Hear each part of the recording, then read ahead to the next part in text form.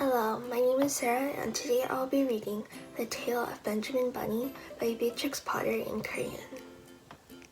안녕하세요.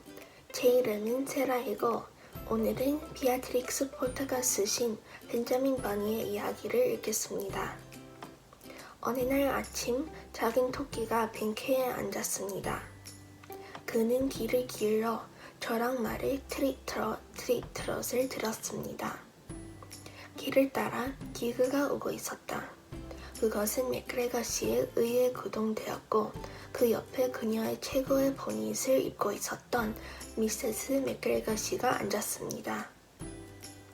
그들이 지나가자마자 작은 벤자민 버니는 길로 미끄러져 내려가 뛰고 점프하며 출발하여 맥그레거 씨의 정원 뒤에 숲에 살았던 그의 친척을 불러냈습니다.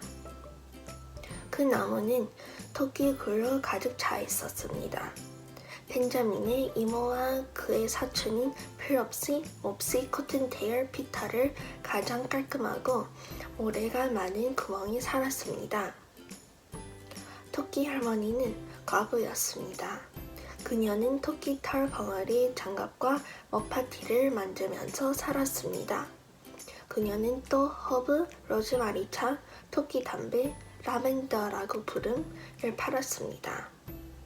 작은 벤자민은 이모를 보고 싶어 하지 않았습니다. 그는 전나무 뒤쪽으로 돌아와 그의 사촌 피터의 위에 거의 넘어졌습니다. 피터는 혼자 앉아 있었습니다. 그는 외모가 좋지 않았고 붉은 면 주머니 손수건을 입고 있었다. 피터, 작은 벤자민은 속삭이면서 말했다. 누가 당신 옷을 가지고 있습니까? 맥그레거 씨의 정원에 있는 허수아비라고 대답하고 어떻게 그가 정원을 쫓아다니며 신발과 코트를 떨어뜨렸는지 설명했습니다. 작은 벤자민은 그의 사촌 옆에 앉아 맥그레거 씨와 미세스 맥그레거 씨가 공연에 나갔다고 말했다. 그녀는 최고의 보닛을 입고 있었기 때문에 확실히 그날을 위해 나간 것이었습니다. 피터는 비가 오기를 바라고 있었습니다. 이 시점에서 토끼 구멍 안에서 늙은 토끼 부인의 목소리가 들렸다. 피터는 산책하러 가면 기분이 나아질 것 같다고 생각했다. 그들은 손을 잡고 떠나 나무 바닥에 있는 벽의 팽팽한 꼭대기에 올라갔습니다. 여기에서 그들은 맥그레거 씨의 정원을 내려다 보았습니다. 피터의 코트와 신발은 맥그레거 씨의 오래된 타모션트를 얹은 허수아비 위에서 뚜렷하게 볼 수 있었습니다. 문 아래에서 꽉 조이는 것은 사람들의 옷을 망칠 수 있습니다.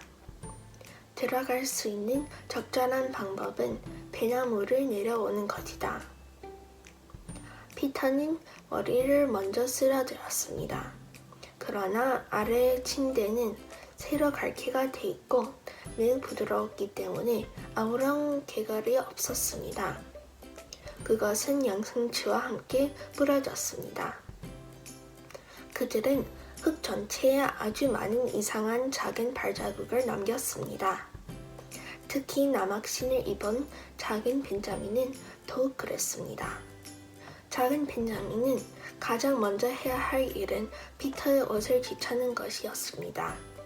그러면 그들이 주머니 손수건을 사용할 수 있을 것입니다. 그들은 허수아비에서 옷을 떼어냈습니다. 밤에는 비가 내렸습니다.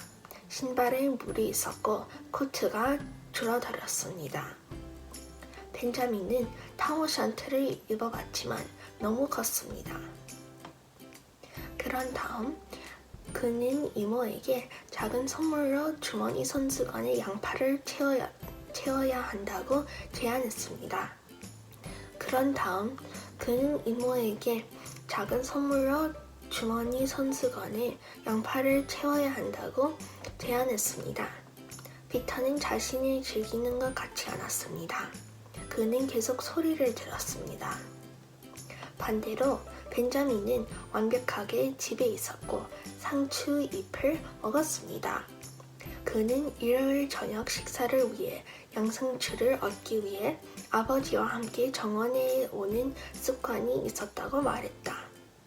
작은 벤자민 아빠의 이름은 벤자민 버니치였습니다. 양상추는 확실히 아주 좋았습니다. 피터는 아무것도 먹지 않았습니다.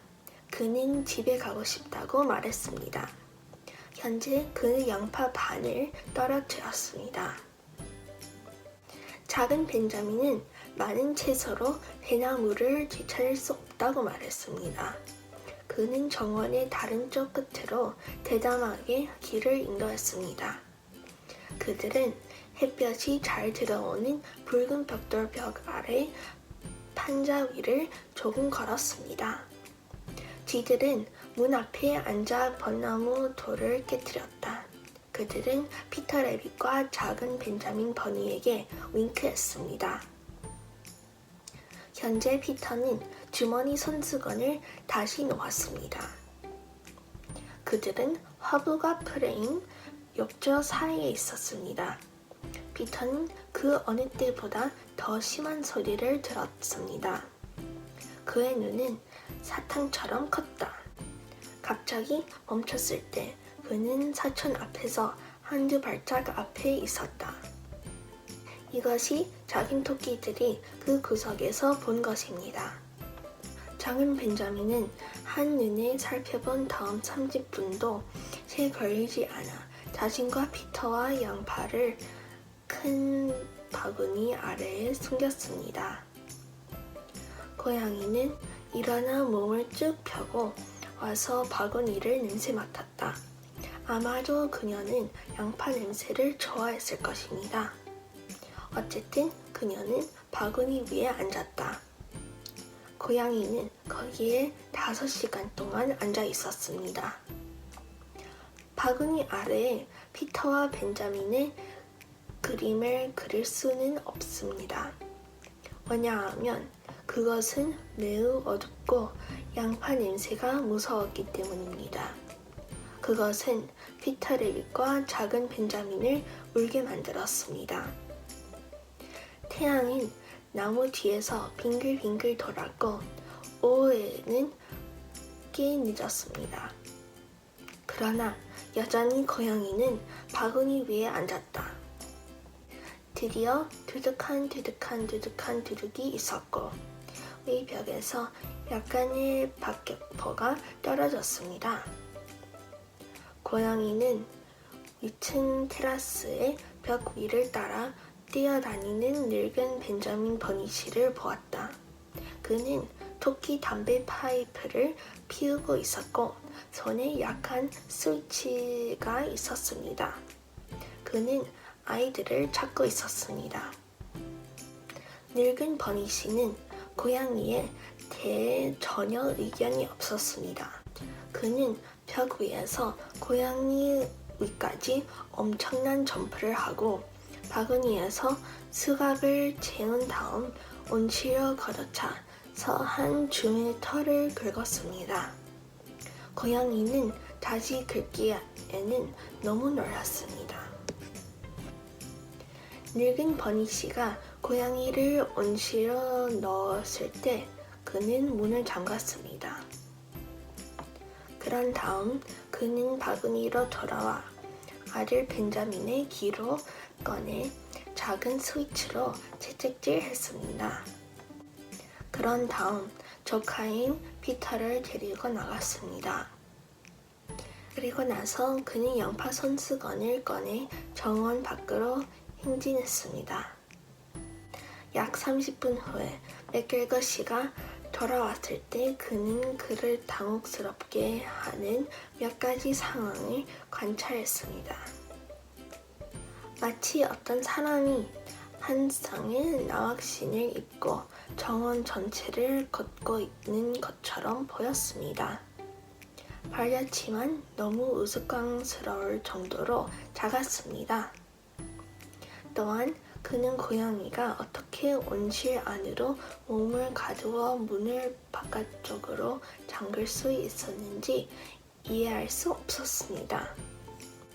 피터가 집에 돌아왔을 때 그의 어머니는 그가 그의 신발과 코트를 발견한 것을 보고 너무 기뻐서 그를 용서했습니다. 커튼테일과 피터는 주머니 손수건을 접었고 늙은 토끼 부인은 양파를 묶어 허브와 토끼 담배와 함께 부엌 천장에 내달렸습니다. 끝.